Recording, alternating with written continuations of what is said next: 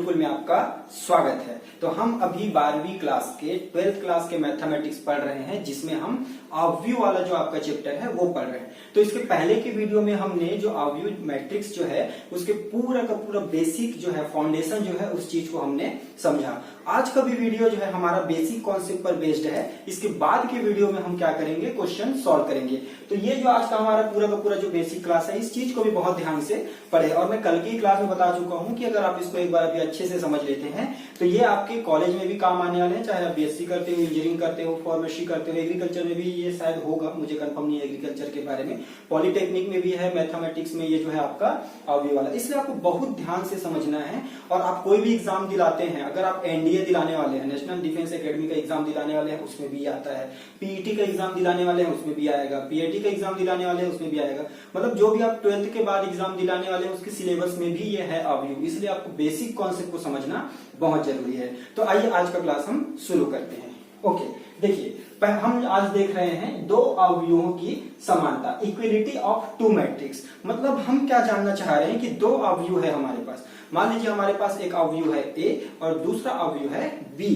तो मैं उन दोनों अवयवों को मैं समान है कब बोलूंगा? तो उसके लिए हमारे पास दो केस है। सबसे पहले तो आपको चेक करना पड़ेगा, वो जो दोनों अवयव हैं उसको चेक करना पड़ेगा कि क्या दोनों अवयव के क्रम सेम है, क्या ऑर्डर जो है दोनों मैट्रिक्स के क्या समान है कि नहीं, ये सबसे पहले आपको चेक करना है। तो ये तो मैक्सिमम टाइम ऐसा हो सकता है कि उसके क्रम समान हो। तो सिर्फ जब क्रम समान हो तब आप नहीं बोल सकते कि ये दोनों अवयव समान है।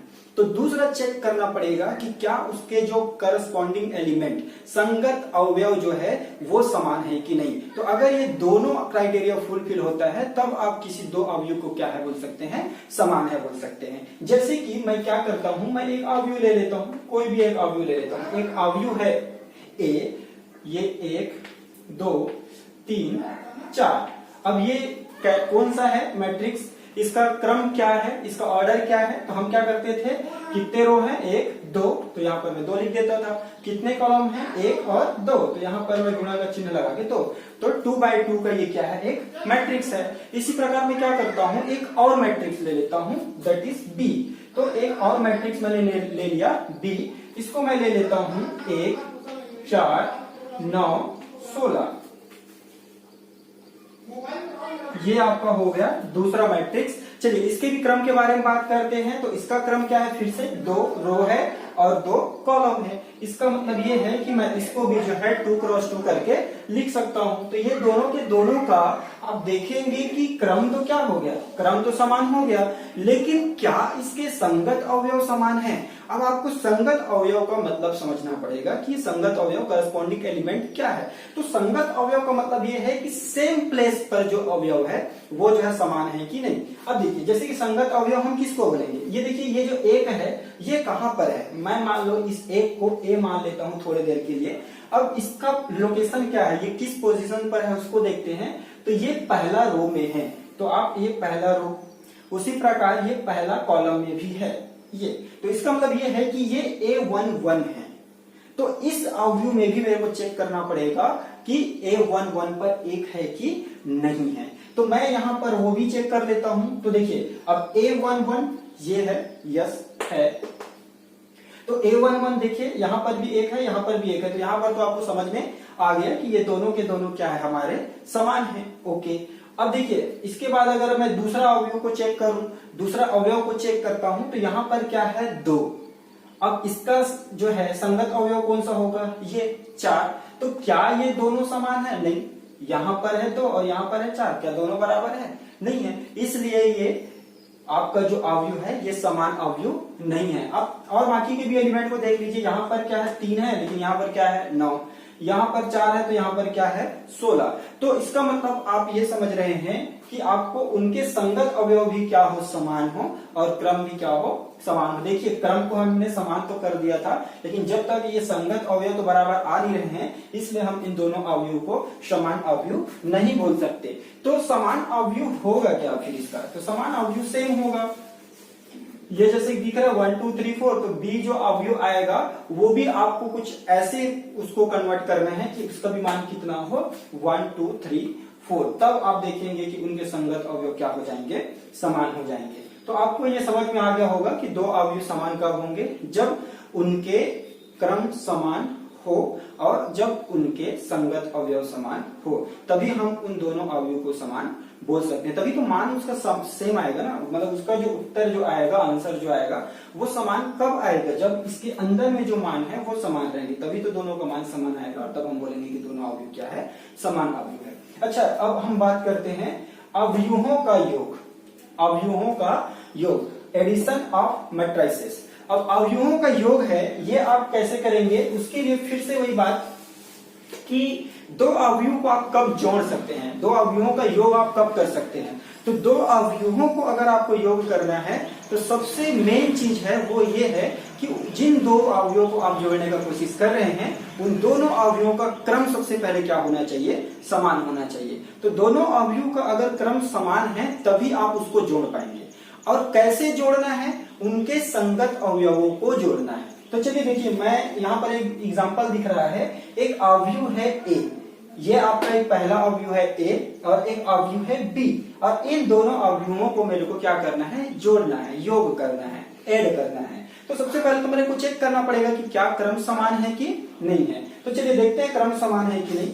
ये देखिए, ये पहला रो और ये दूसरा रो, तो ये दो रो है आपके पास।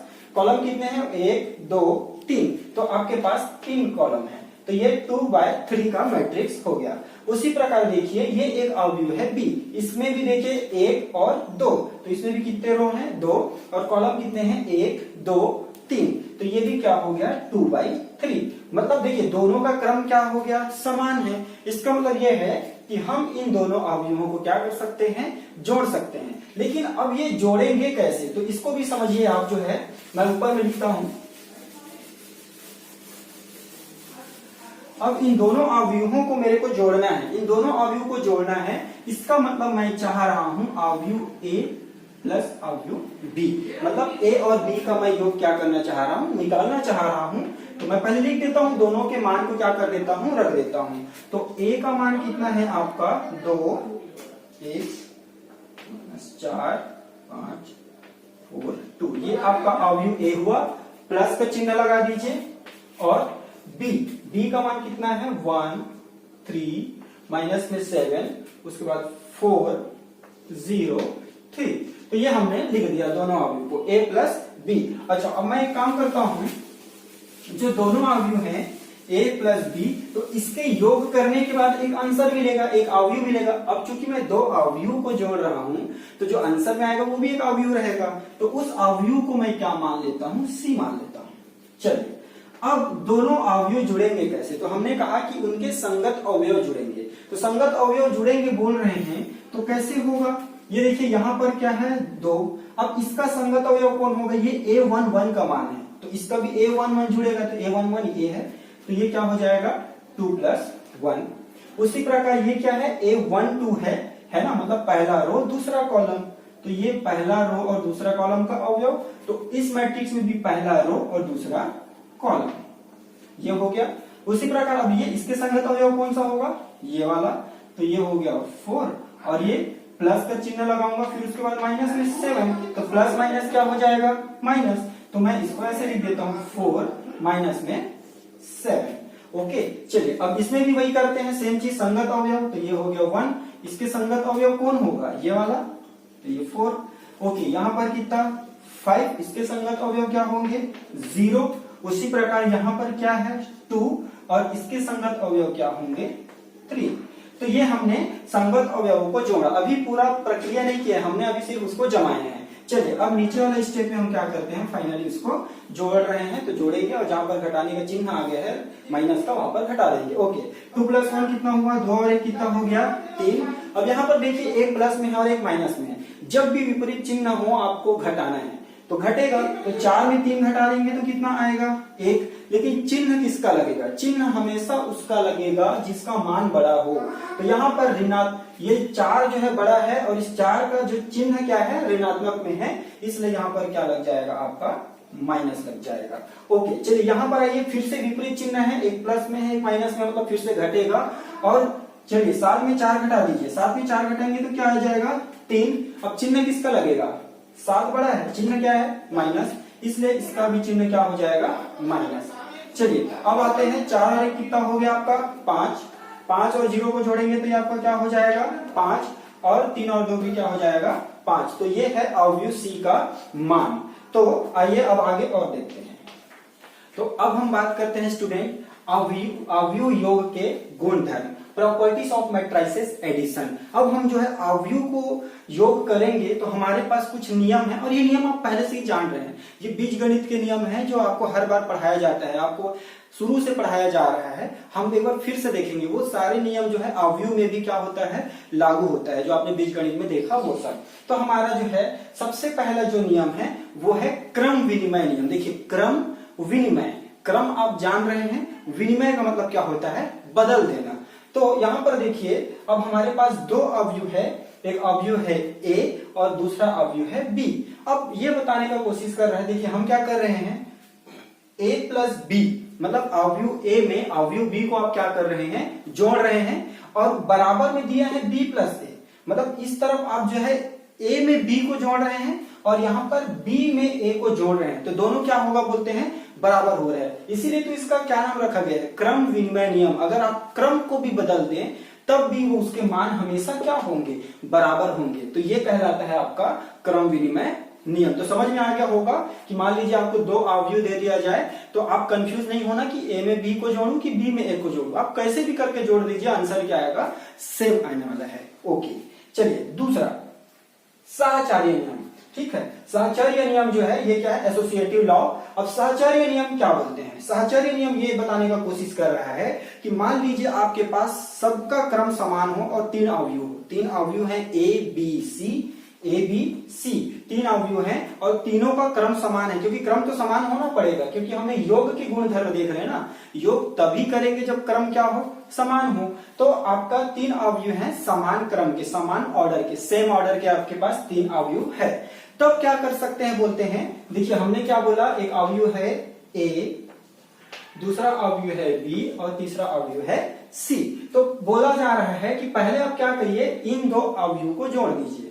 तो मैं क्या करता हूं, इन दोनों अवयव को जोड़ देता हूं, इनको जोड़ने के बाद एक आंसर मिलेगा ना, उसके साथ क्या कर दीजिए, इस अवयव को जोड़ दीजिए। तो ये तो एक तरीका हुआ। अब कोई दूसरा स्टूडेंट ऐसा भी तो कर सकता है कि वो क्या चाहता है कि मैं इन दोनों को पहले जोड़ देता हूं, मतलब b प्लस सी को वो पहले चाह रहा है कि पहले जोड़ूं। अब कौन बचा, a, तो अब जो आंसर आएगा उसमें वो किसको जोड़ना चाह रहे हैं, a को। तब भी आपका ये दोनों मान क्या होगा, बराबर होगा। तो ये हमारा बोलता है साहचर्य नियम। तो a प्लस बी मतलब शुरू के दो अवयव को जोड़ दीजिए, तीसरे को बाद में जोड़े, या फिर आप क्या करिए, बाद के दो अवयव को जोड़ दीजिए और उसके बाद पहले वाले अवयव को उनके योग में जोड़ दीजिए, हमें आंसर हमसे क्या होगा, समान होगा। ओके, तीसरा हमारे पास है योज्य तत्समक। योज्य तत्समक एडिटिव आइडेंटिटी है ना। अब योज्य तत्समक का मतलब क्या होता है, देखो योज्य तत्समक का जो है आप शुरू से जान रहे हैं, इसको क्या जान रहे हैं कि मैं अगर ये जो है एक है और एक में मैं क्या कर दूं, जीरो को जोड़ दूं, तो इसका मान कितना होगा, एक ही होता है। या फिर मैं क्या करूं, जीरो है जो शून्य है, इसमें मैं एक को जोड़ दूं, अभी भी मेरा मान कितना होगा, एक होगा। ये बीजगणित का नियम था। सेम नियम जो है अवयव में भी पालन होता है, क्योंकि हमने अवयव का जब परिभाषा दिया तब हम उसी टाइम ही बोल दिए थे कि वो अदिश राशियां को ही हम लोग क्या करते हैं, एक रेक्टेंगुलर बॉक्स में, आयताकार बॉक्स में जब हम जमा देते हैं तो उसी को क्या बोलते हैं, हम अवयव बोलते थे। और अदिश राशि किसको बोलते थे, वे सभी राशियां जो बीजगणित के नियमों का क्या करे, पालन करे, है ना। तो कुल मिला के ये अवयव भी उसका पालन करेगा फिर तो। यस, तो देखिए 1 + 0 = 1, तो 0 + 1 = 1। अब देखिए हम अवयव में आते हैं, तो ये जो a लिखा है, ये a जो है कोई अवयव है, ये a अवयव है, और ये जो जीरो करके दिख रहा है ये यहाँ पर जीरो नहीं, ये शून्य अवयव है। शून्य अवयव क्या होता है, परिभाषा में आपको पहले वीडियो में बता चुका हूं। तो ये दोनों अवयव ही है, ये अवयव ए है और ये एक शून्य अवयव है। तो अवयव ए में अगर आप शून्य अवयव को जोड़ेंगे तो क्या मिलेगा आपको, अवयव ए ही मिलेगा। या फिर अगर आप शून्य अवयव में अवयव ए को जोड़ देते हैं तब भी क्या मिलेगा आपको, ए मिलेगा। ये देखिए, ये आपको बीजगणित के एग्जांपल से मैंने इसी चीज को समझाने का कोशिश किया था। तो चलिए आगे देखते हैं। चौथा हमारा है योज्य प्रतिलोम, एडिटिव इनवर्स। देखिए प्रतिलोम, इनवर्स, प्रतिलोम का मतलब हम क्या समझते हैं? प्रतिलोम का मतलब होता है उल्टा, उल्टा, और योज्य का मतलब क्या? जोड़ना या फिर योग। तो योज्य प्रतिलोम का मतलब यहां पर क्या है? तो योज्य प्रतिलोम का मतलब यह है कि मान लीजिए मेरे पास एक नंबर है 1, तो योज्य प्रतिलोम इस 1 का योज्य प्रतिलोम वो होगा जो जिसको इसके साथ जोड़ने पर मेरे को मान क्या प्राप्त हो जाए? 0 प्राप्त हो जाए। अब मैं 1 में ऐसे क्या जोड़ दूं कि मुझे क्या प्राप्त हो जाए? 0। तो 1 में मैं क्या करता हूं? -1, है ना। 1 में अगर मैं क्या करूं, -1 को अगर मैं जोड़ दूं तो ये 1 और प्लस माइनस -1 तो इक्वल टू क्या हो गया? 0। तो इसलिए हम क्या देख रहे हैं? इस +1 का योज्य प्रतिलोम कौन हुआ? -1। मतलब योज्य प्रतिलोम का मतलब फिर आप क्या समझ रहे हैं? किसी संख्या में आप जो है कोई ऐसे संख्या को जोड़ दीजिए जिसको जोड़ने से 0 प्राप्त हो जाए, वही उसका योज्य प्रतिलोम कहलाएगा। तो 1 में हम देख रहे हैं कि किसको जोड़ने से 0 प्राप्त हो रहा है? -1। तो ये इसका क्या कहलाएगा? योज्य प्रतिलोम। तो सेम चीज अवयव में भी होगा। तो हमारे पास एक अवयव ए है। अब इस अवयव ए में मैं ऐसे क्या जोड़ूं या कौन से ऐसे अवयव को जोड़ूं जिससे मेरे को 0 अवयव प्राप्त हो जाए? तो मैं क्या करूंगा? इस अवयव ए में मैं माइनस में ए अवयव को क्या कर दूं? जोड़ दूं। मतलब मैं उसी अवयव के ऋणात्मक को उसमें मैं अगर जोड़ देता हूं तब मेरे को क्या प्राप्त होता है? 0 प्राप्त होता है। तो आपको बोला जाए कि अवयव ए का योज्य प्रतिलोम क्या होगा? तो -a होगा, क्योंकि इन दोनों को जोड़ने से क्या प्राप्त हो रहा है? 0। अब ऐसा भी तो हो सकता है कि -a का योज्य प्रतिलोम क्या होगा? तो -a है तो +a। तो आप देख रहे हैं प्लस में है तो उसी चीज का योज्य प्रतिलोम कौन होगा? सेम चीज विथ माइनस साइन। और अगर प्लस में है तो क्या? प्लस में है तो माइनस, और माइनस में है तो सेम चीज विथ प्लस साइन, प्लस चिन्ह के धनात्मक चिन्ह के साथ। तो ये हुआ आपका योज्य प्रतिलोम। अब देखिए निरसन नियम, कैंसलेशन लॉ। अब देखिए निरसन नियम क्या बोलते हैं? निरसन नियम फिर से आपके पास 3 अवयव हैं। एक अवयव है ए, एक अवयव है बी और एक अवयव है सी। तीनों का क्रम सेम है। स्वाभाविक सी बात है, हम ये अवयव के योग के गुणधर्म देख रहे हैं, इसका मतलब यह है कि क्रम तो समान होगा। तो 3 अवयव हैं आपके पास ए बी सी। अब ये जो कैंसलेशन लॉ जो है, निरसन नियम है, देखिए मैं सबसे पहले वीडियो में बोला था स्टूडेंट आप लोग को कि आप इंग्लिश में भी चीजों को जानें।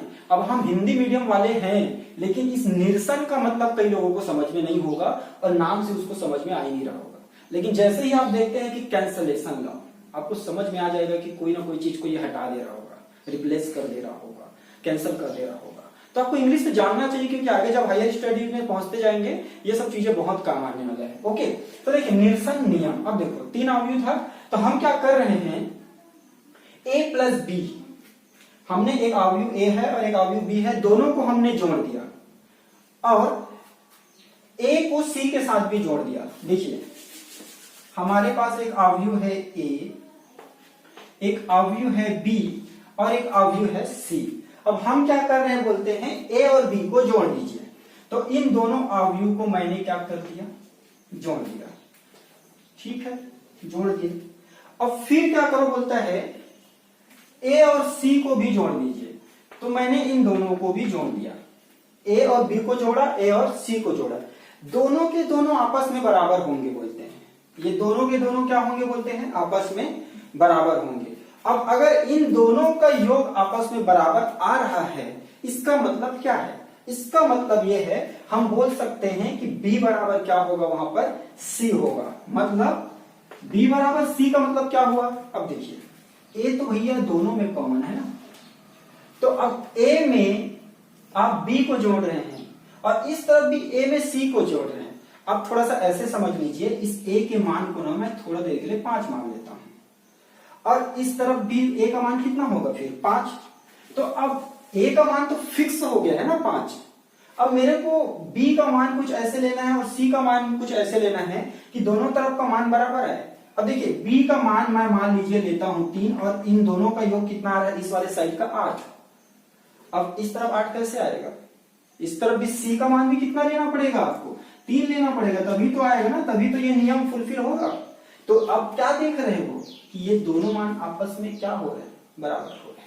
ओके, चलिए अब हम लोग आते हैं, ये था पूरा योग के गुणधर्म हमने देखा। अब ये हमारा एक फिर से इसमें एक छोटा सा टॉपिक, जैसे कि अभी तक आपने क्या देखा, अवयवों का योग देखा।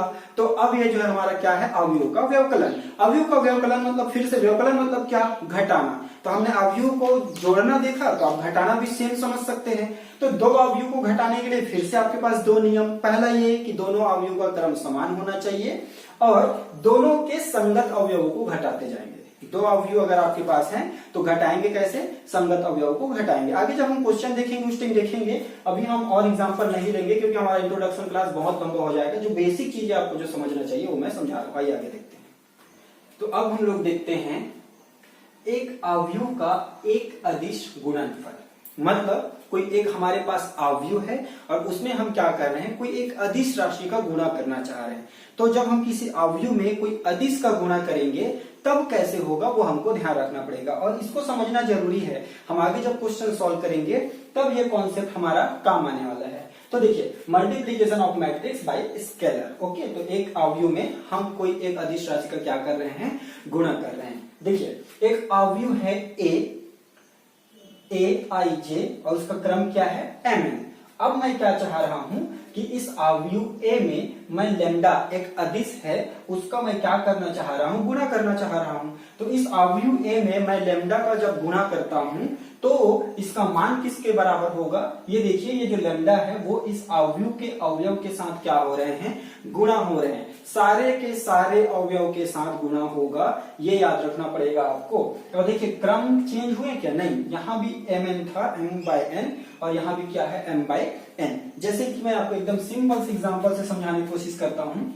एक अवयव ले लेता हूँ a और ये इसका मान ले लेते हैं 1 2 3 4। ये एक अवयव है a। अब मैं इसमें क्या चाह रहा हूं कि एक अदिश राशि का गुणा करना चाह रहा हूं। तो मान लीजिए मैं 3 का गुणा करना चाह रहा हूं, तो 3a का अगर अब मैं मान निकालूंगा तो अब ये कैसे होगा, ये जो है 3 का जो गुणा वो इस अवयव के साथ भी होगा, इस अवयव के साथ भी होगा, इस अवयव के साथ भी होगा और इस अवयव के साथ भी। तो मैं इसको थोड़ा इसमें डिटेल में लिख रहा हूं, बाद में हम शॉर्ट कट कर लेंगे। मैं क्या बोल रहा हूं, a, तो ये पूरा a है ना। अब मैं अगर 3 का गुणा इधर कर रहा हूं तो इसके सारे अवयव के साथ होगा। तो यहाँ पर 1 है तो इस 1 में भी गुणा किसका हो जाएगा, 3 का। यहाँ पर 2 है तो इसमें भी गुणा किसका हो जाएगा, 3 का। यहाँ पर 3 है, इसमें भी गुणा किसका हो जाएगा, 3 का। यहाँ पर 4 है, इसमें भी गुणा किसका हो जाएगा, 3 का।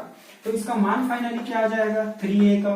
तो ये देखिए, 3 एकम 3, 3 दूनी 6, 3 तिया 9 और 3 चौक 12। तो हमने क्या देखा, अगर हम किसी अदिश राशि का गुणा करते हैं तो वो उस अवयव के सारे अवयव के साथ होता है। ओके, चलिए, यहाँ पर कुछ भी हो सकता है, 3 की जगह कोई भी, इसलिए हमने इसमें जो बेसिक कॉन्सेप्ट है उसमें लैम्डा लिया गया है कि लैम्डा कोई भी एक अदिश राशि हो सकती है।